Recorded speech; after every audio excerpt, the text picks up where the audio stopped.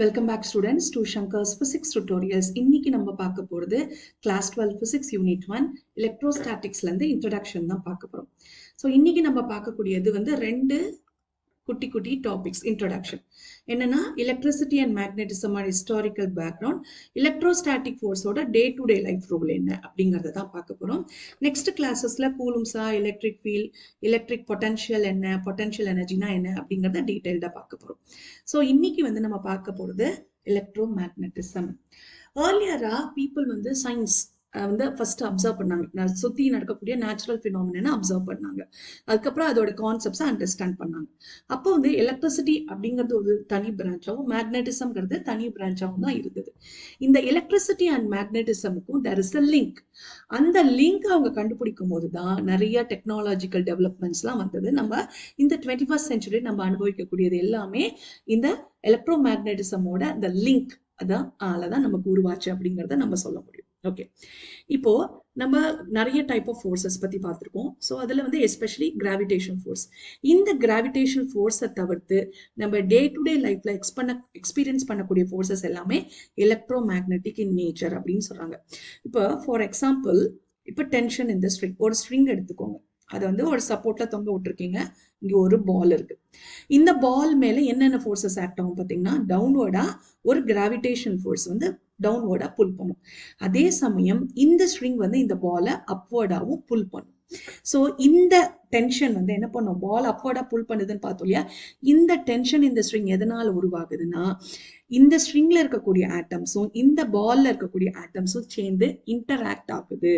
So இந்த interacting nature வந்து பார்த்தீங்கன்னா எலக்ட்ரோ மேக்னெட்டிக் ஆரிஜினா இருக்கும். ஸோ இந்த டென்ஷன் இந்த ஸ்ட்ரிங்கிறது ஒரு வகையான ஒரு எலக்ட்ரோ மேக்னெட்டிக் ஃபோர்ஸ் அப்படிங்கிறாங்க. அதே மாதிரி இப்போ ஒரு சர்ஃபஸ் இருக்கு, நான் அந்த சர்ஃபஸ் மேல ஒரு ஆப்ஜெக்ட் வைக்கிறேன்.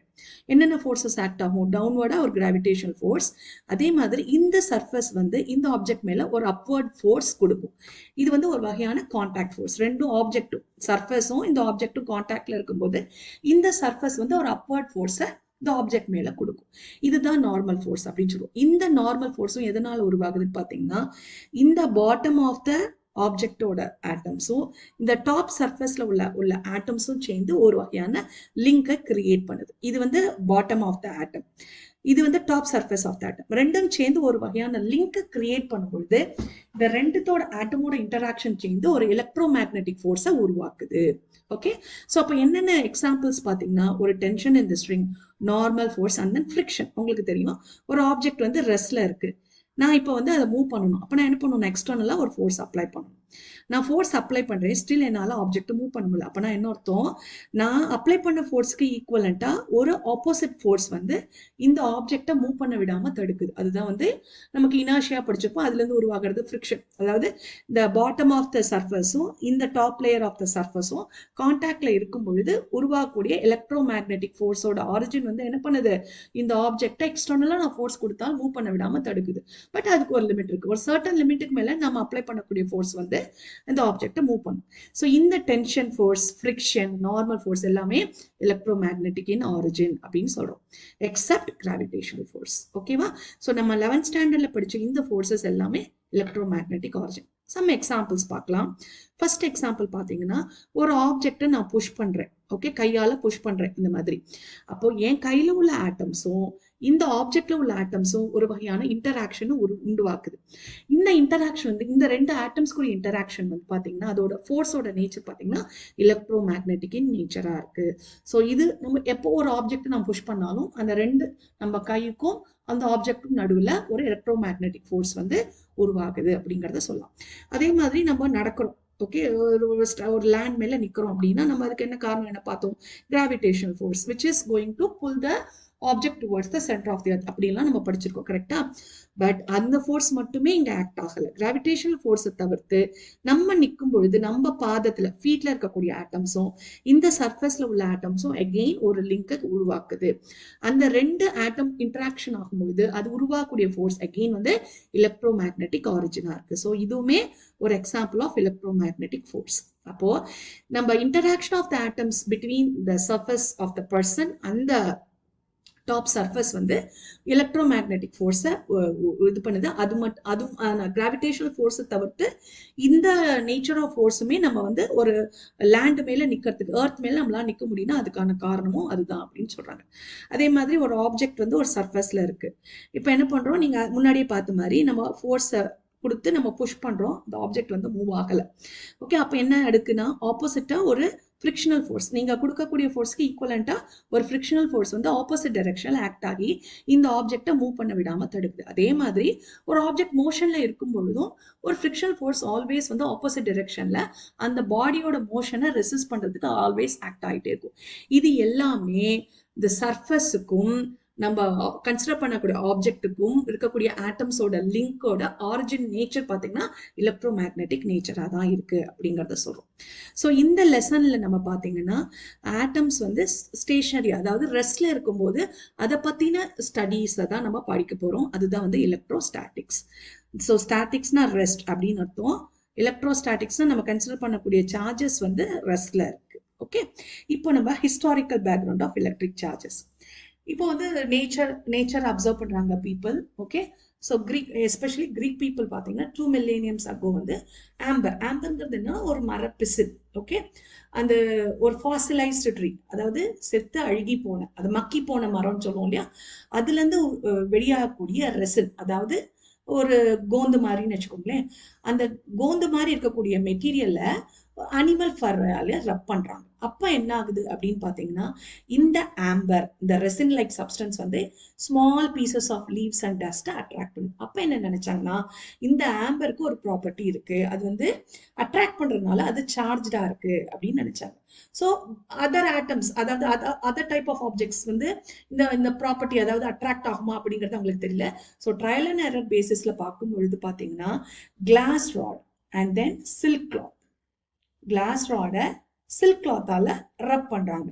ரப் பண்ணும் பொழுது இந்த கிளாஸ் ராடும் என்ன ஆகுது, ஒரு சார்ஜை அக்வயர் பண்ணுது. அதே மாதிரி சில்க் கிளாத்தும் சில சார்ஜஸ் அப்சர்வ், அதாவது அட்ராக்ட் பண்றதுனால இதுவும் ஒரு புது வகையான சார்ஜ் உண்டாக்குது. ஓகே, ஸோ ஆம்பரை தவிர்த்து கிளாஸ் ராடும் சில்க் கிளாத்தும் சார்ஜா இருக்கு இந்த ஸ்டேட்ல. ஓகே, ஸோ அது அப்போ வந்து என்ன பண்றாங்க, 2 கிளாஸ் ராட் எடுத்துக்கிறாங்க. ஓகே, இப்போ நான் கிளாஸ் ராடை சில்க் கிளாத்தால ரப் பண்ணும்பொழுது அது சார்ஜ் எப்படி இருக்கு அப்படிங்கிறத பார்க்க போறோம். யூஸ்வலா கிளாஸ் ராடையும் சில்க் கிளாத்தையும் நான் ரப் பண்ணும்போது இந்த கிளாஸ் ராட் வந்து சம் எலக்ட்ரான்ஸ் வந்து சில்க் கிளாத்துக்கு கொடுக்கும்போது இந்த சில்க் கிளாத் என்னவாயிடும், நெகட்டிவ்லி சார்ஜா ஆகிடும். கிளாஸ் ராட் வந்து பாசிட்டிவ்லி சார்ஜ்டு ராடாவும் மாறிடும். ஓகே, இப்போ நான் என்ன பண்றேன், 2 பாசிட்டிவ்லி சார்ஜ்டு கிளாஸ் ராடை நான் எடுக்கிறேன் இந்த மாதிரி. ஓகே, ஸோ இந்த இடத்துல ரப்பர் இருக்கு இல்லையா, நான் இந்த இடத்துல 2 பாசிட்டிவ்லி சார்ஜ் கிளாஸ் ராட் எடுக்கிறேன். அதாவது 2 ராடையுமே நான் வந்து சில்க் கிளாத்தால ரப் பண்றேன். அப்ப இது அக்வயர் பண்ணக்கூடிய சார்ஜும் பாசிட்டிவ், இது அக்வயர் பண்ணக்கூடிய சார்ஜும் பாசிட்டிவ். ஏர்லியரா சார்ஜஸ் பத்தி அவங்களுக்கு ஐடியா கிடையாது. ஜஸ்ட் 2த்தையும் ரப் பண்ணி பக்கத்துல கொண்டு வராங்க. கொண்டு வரும்போது 2மே கிளாஸ் ராடு தான், 2ம் என்ன ஆகுது, ரிப்பல் ஆகுது. அப்ப என்ன நினைச்சிட்டாங்க, சரி ஏதோ some similar type of charges இருக்கிறதுனால அது 2ம் விலகி போகுது. So repulsive force between the like charges அப்படிங்கிறத கண்டுபிடிச்சாங்க. அது மட்டும் இல்லாம 2 ரப்பர் ராட் எடுத்தாங்க. இந்த ரப்பர் ராட் அனிமல் ஃபர்ரால ரப் பண்ணினாங்கன்னா ரப்பர் ராட் வந்து உங்களுக்கு நெகட்டிவ்லி சார்ஜா மாறுது. ஓகே, ஸோ இந்த நெகட்டிவ்லி சார்ஜ் ரப்பர் ராடையும் அனதர் நெகட்டிவ்லி சார்ஜ், அதாவது இன்னொரு மெட்டீரியலா ரப் பண்ணி அந்த நெகட்டிவ்லி சார்ஜ் ரப்பர் ராடையும் பக்கத்துல கொண்டு வரும்போது அகெயின் வந்து 2ம் ரிப்பல் பண்ணுது. ஸோ ஆப்போசிட் ஃபோர்ஸஸ்ல, ஆப்போசிட் டைரக்ஷன்ல ஃபோர்ஸஸ் ஆக்ட் ஆகுது. ஸோ அப்ப என்ன நினைச்சாங்க, அப்ப இந்த ரப்பர் ராட் 2மே ஒரே சார்ஜஸ், அதே மாதிரி 2 கிளாஸ் ராடுமே ஒரே சார்ஜ், அதனால தான் ரிப்பல் பண்ணுது. பட் ஒரு பாசிட்டிவ்லி சார்ஜ் கிளாஸ் ராடையும் நெகட்டிவ்லி சார்ஜ் ரப்பர் ராடையும் பக்கத்துல கொண்டு வரும்போது என்ன ஆகுது, there is a sort of attractive force. இப்போ இந்த இடத்துல என்ன சொல்ல வராங்கன்னா, 2ம், அதாவது ரப்பர் அண்ட் கிளாஸ் ராட் 2மே ஒரே சார்ஜ் கிடையாது, டிஃபரெண்ட்லி சார்ஜ் அப்படிங்கறத அண்டர்ஸ்டாண்ட் பண்ணாங்க.